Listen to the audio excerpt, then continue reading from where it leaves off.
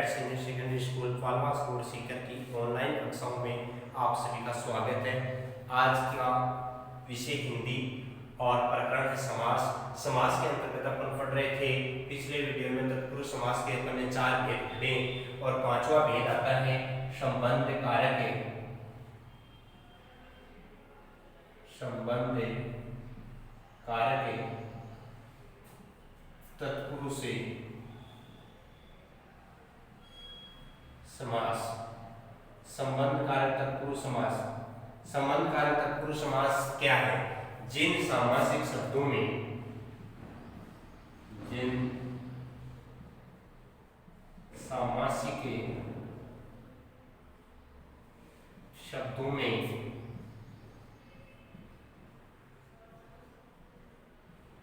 का, के, की आदि कारक चिन्हों का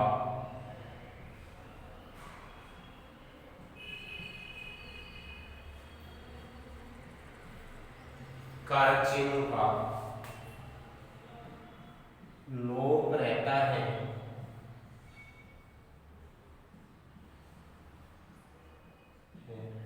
वहां संबंध कारक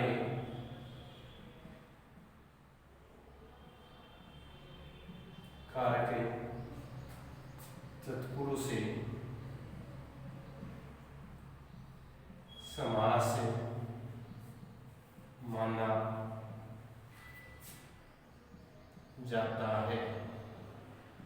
एक बार परिभाषा को दोबारा पढ़ेंगे कि जिन सामासिक शब्दों में या ऐसे सामासिक शब्द जिनमें का, के, की आदि कारक चिन्हों का लोप रहता है वहां पर संबंध कारक तत्पुरुष समास माना जाता है। जैसे गंगा जल, गंगा जल, गंगा का जल, गंगा जल, गंगा जल, गंगा का जल। इसको अपन अलग अलग भी लिख सकते हैं, एक साथ भी लिख सकते हैं। गंगा जल शब्द को गंगा का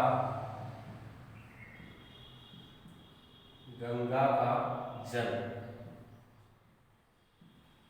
प्रेम सागर, प्रेम सागर, प्रेम का सागर, प्रेम का सागर। आप यहाँ देख रहे हैं समास विग्रह करने पर का प्रयोग किया जा रहा है, जबकि सामासिक शब्द में का कारक चिन्ह है वो लुप्त है। अमचूर, अमचूर, अमचूर किसे कहते हैं? आम के चूर्ण को कहते हैं। आम का चूर्ण, अमचूर, आम का चूर्ण अमचूर कहलाता है। हनुमान भक्ति, हनुमान का भक्ति, हनुमान भक्ति, हनुमान का। राम भक्त भी हो सकता है, हनुमान का भक्ति, राम भक्ति, राम का भक्ति,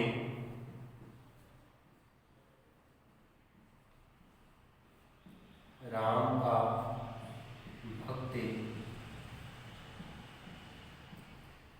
अगले उदाहरण के रूप में है गोदान, गो का दान, गोदान, गो का दान। उसी प्रकार से है कन्यादान, कन्यादान, कन्या का दान, कन्यादान, कन्या का दान। हिमालय, हिमालय, हिम, हिम का अर्थ होता है बर्फ, हिम का आले, आले का अर्थ होता है घर, बर्फ का जो घर है वो हिमालय कहलाता है। हिम का आले। राज दरबार, राज दरबार, राजा का दरबार, राजा का दरबार, राज दरबार कहलाता है। दीन बंधु, दीन, दीन का अर्थ होता है गरीब, बंधु, गरीबों की सहायता करने वाला दीन बंधु कहलाता है। और सामान्य शब्दों में हम दीन बंधु श्री कृष्ण को भी कह सकते हैं। दीन का बंधु, दीन का बंधु, दीन बंधु कहलाता है। इसमें एक समास और हो सकता है, बहुव्रीहि समास। दीन का है जो बंधु अर्थात श्री कृष्ण, वहां पर बहुव्रीहि समास हो सकता है। सेनाध्यक्ष, सेनाध्यक्ष, सेनाध्यक्ष, सेना का अध्यक्ष, सेना का अध्यक्ष क्या कहलाता है? सेनाध्यक्ष कहलाता है। सभापति, सभापति, सभा का, सभा का पति, सभा का मालिक क्या कहलाता है? सभापति कहलाता है। राष्ट्रपति, राष्ट्रपति, राष्ट्र का पति या राष्ट्र का मालिक, राष्ट्रपति, राष्ट्र का पति, राष्ट्र का मालिक। सभाध्यक्ष, सभा का अध्यक्ष, सभाध्यक्ष, सभा का अध्यक्ष,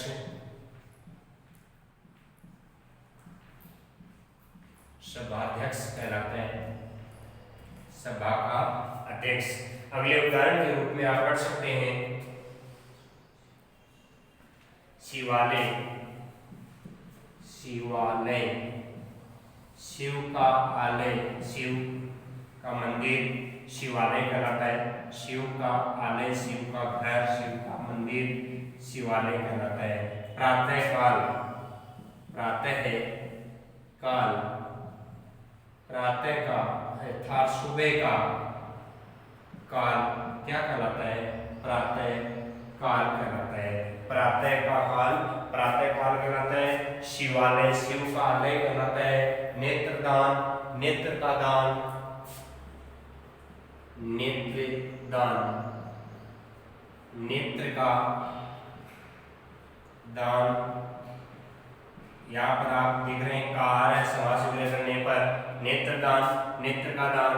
अंगदान, अंग का दान, अंग का दान। रात्रि काल, रात्रि काल, रात्रि का काल, रात्रि का समय, रात्रि का काल, रात्रि का समय, रात्रि काल कहलाता है। इसके अलावा एक उदाहरण, लास्ट उदाहरण के रूप में आप पढ़ सकते हैं, धर्म पत्नी, धर्म की पत्नी, धर्म पत्नी, धर्म की पत्नी, धर्म पत्नी कहलाती है। धर्म की पत्नी, धर्म पत्नी। ये था संबंध कारक तत्पुरुष समास, जिसमें का, की आदि कारक चिन्हों का लोप रहता है। और अपन पढ़ रहे थे इसमें का, के उदाहरण है।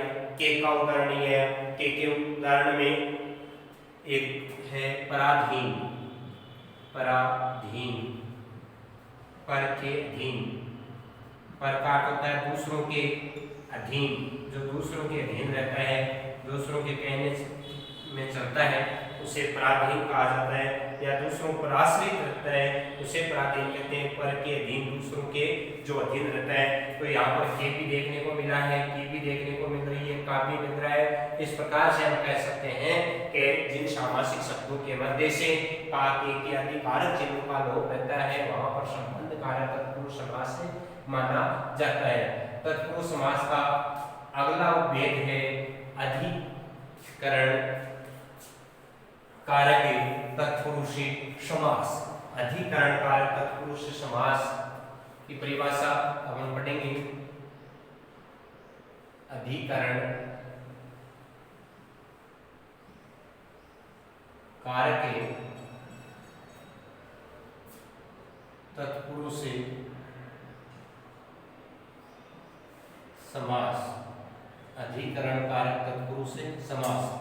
जिन सामासिक शब्दों में, जिन सामासिक शब्दों में मैं, पे, पर, में, पे, पर आदि कारक चिन्हों का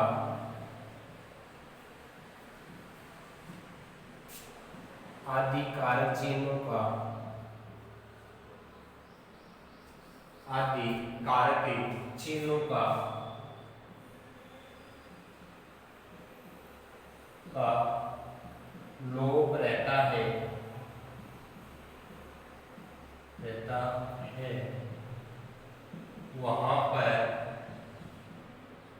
वहां पर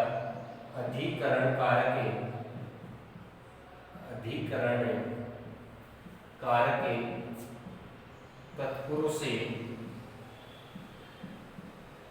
समास से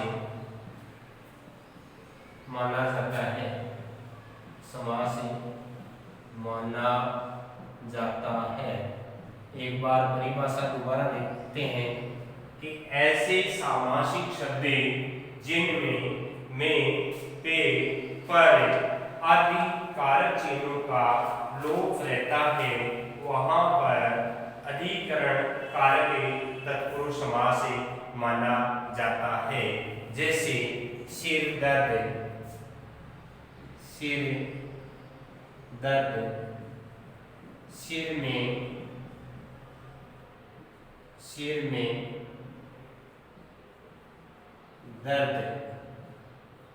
में दर्द, तो यहाँ समास विग्रह करने पर में का प्रयोग हुआ है।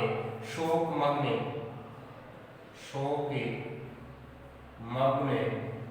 शोक में डूबा हुआ या शोक में मग्न, तो यहाँ पर भी आपको देखने को मिला है में कारक चिन्ह का प्रयोग हुआ है। अन्य उदाहरण और पढ़ेंगे अपन।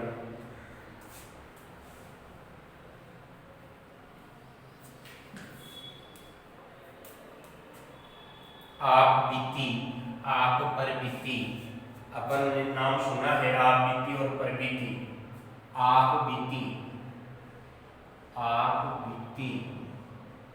आप पर बीती, आपका अर्थ स्वयं पर, आप पर बीती, स्वयं पर बीती हुई जो बात होती है उसे आप बीती के नाम से जाना जाता है। और पर बीती, पर का होता है दूसरों पर, पर बीती, दूसरों पर बीती हुई जो बातें हैं उन्हें पर बीती कहा जाता है। पर का अर्थ होता है दूसरों पे, पर बीती, पर बीती, दूसरों पर बीती, दूसरों पे बीती, पर पे बीती भी कह सकते हैं इसको, पर पे बीती, दूसरों पे बीती। क्योंकि यहाँ पर शब्द दो बार आ रहा है, थोड़ा सा आपको अटपटा सा लग रहा है, इसलिए अपन इसको पे लिख सकते हैं। पर पे बीती, दूसरों पे जो बातें बीती हुई होती हैं उसे पर बीती के नाम से जाना जाता है। वनवास, वन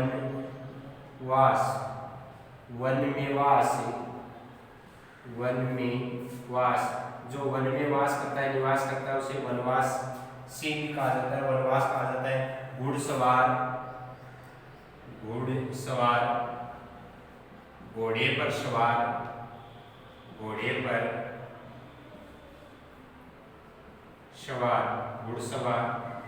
पर सवार, घुड़सवार, घोड़े पर सवार।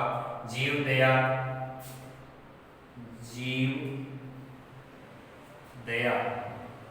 जीव पर दया या जीवों पर दया,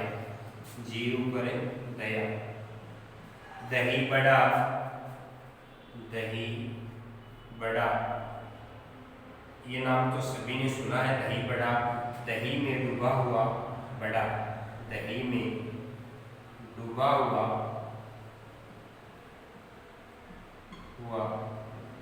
बड़ा, दही बड़ा, दही में डूबा हुआ बड़ा क्या कहलाता है? दही बड़ा कहलाता है।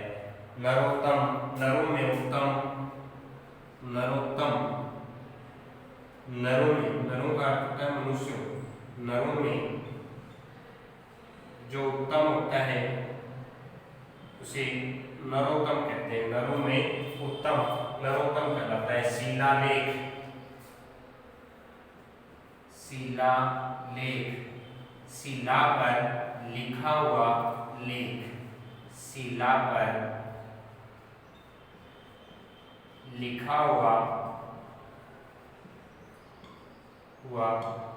लेख, जो लेख जो बातें शिला पर, शिला का तो पत्थर, शिला का अर्थ है पत्थर, पत्थर पर लिखा हुआ जो लेख है उसे शिलालेख के नाम से जाना जाता है। अगला है जलचर, जलचर, जल में चरण करने वाला, जल में गमन करने वाला, चलने वाला, जल में रहने वाला, जल में चरण करने वाला क्या कहलाता है?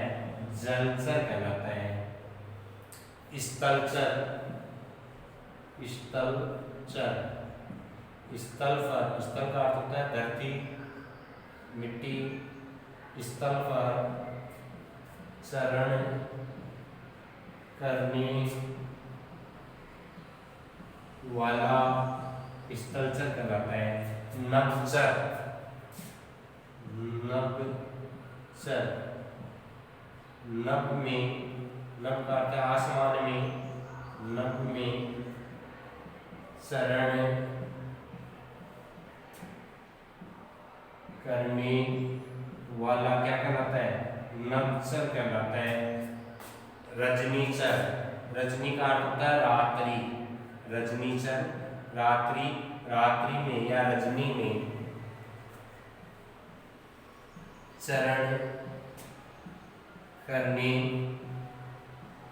वाला, रात्रि में चरण करने वाला क्या कहलाता है? रजनीचर कहलाता है। वायुयान, वायुयान, वायु में उड़ने वाला, वायु में उड़ने वाला, उड़ने वाला यान क्या कहलाता है? वायुयान कहलाता है। जलयान, जलयान, जल पर या जल में, जल पर भी कर सकते हैं, जल पर भी कर सकते हैं या जल में भी कर सकते हैं, में चलने वाला यान क्या कहलाता है? जलयान कहलाता है। जल में चलने वाला या जल पर चलने वाला यान क्या कहलाता है? जलयान कहलाता है। स्वर्गवास, स्वर्ग में वास, स्वर्गवास, स्वर्ग में वास क्या कहलाता है? स्वर्गवास कहलाता है। तो इन उदाहरणों को पढ़ने से आपको पता चला है में, पे, पर आदि कारक चिन्हों का बहुतायत प्रयोग किया जा रहा है समास विग्रह में, और ऐसे कारक चिन्हों का जहाँ पर प्रयोग होता है वहाँ अधिकरण कारक होता है। अगले उदाहरणों के रूप में आप पढ़ सकते हैं दानवीर,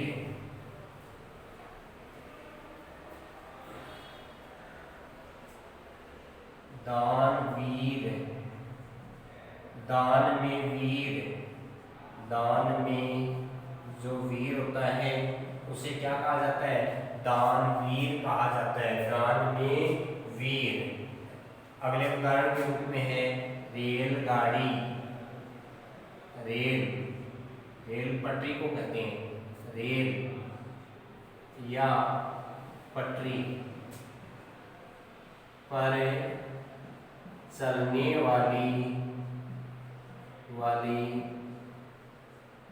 गाड़ी रेलगाड़ी कहलाती है।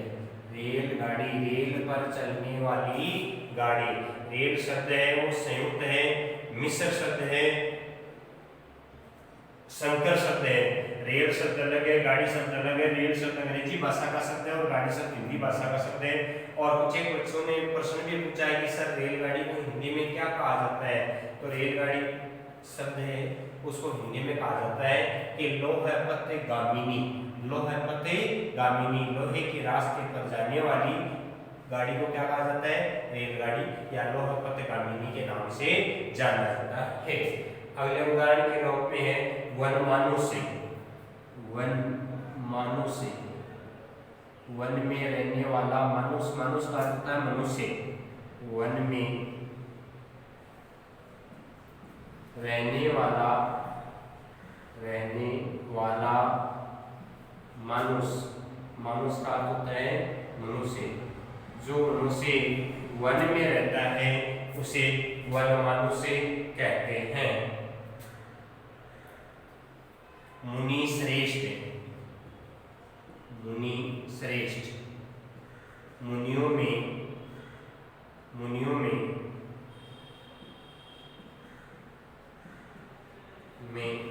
श्रेष्ठ, जो मुनियों में श्रेष्ठ होता है उसे मुनि श्रेष्ठ के नाम से जाना जाता है। मुनि श्रेष्ठ, मुनि श्रेष्ठ। अगले उदाहरण के रूप में विदेश भ्रमण। अगले उदाहरण के रूप में क्या है? विदेश भ्रमण। मुनि श्रेष्ठ विदेश भ्रमण, विदेश भ्रमण, विदेश में भ्रमण, विदेश में भ्रमण, विदेश भ्रमण का समास विग्रह है विदेश में भ्रमण। लास्ट उदाहरण है स्नेह मग्न। स्नेह का अर्थ होता है प्रेम, स्नेह मग्न, मग्न का अर्थ होता है डूबा हुआ, प्रेम में डूबा हुआ, क्या कहलाता है? स्नेह में मग्न, स्नेह में मग्न, प्रेम में मग्न, डूबा हुआ, स्नेह मग्न। कविराज, कविराज, कवियों में राजा, कवियों में राजा, कविराज कहलाता है, कवियों में राजा। गृह प्रवेश, गृह प्रवेश, गृह में प्रवेश, गृह प्रवेश का समास विग्रह क्या हो जाएगा बच्चों? गृह में, गृह का अर्थ होता है घर, घर में प्रवेश क्या कहलाता है? गृह प्रवेश कहलाता है, गृह में प्रवेश। तो ये था तत्पुरुष समास, और तत्पुरुष समास के अपन ने 6 उपभेद पढ़ लिए हैं। कारकों के आधार पर 6 उपभेद किए गए। कारक 8 होते हैं, लेकिन 2 कारकों को तत्पुरुष समास के अंतर्गत समाहित नहीं किया जाता, वो है कर्ता कारक और संबोधन कारक। इस प्रकार से ये था तत्पुरुष समास। इसके बाद में अपन आगे पढ़ेंगे द्विगु समास। अगले वीडियो में आप द्विगु समास पढ़ेंगे।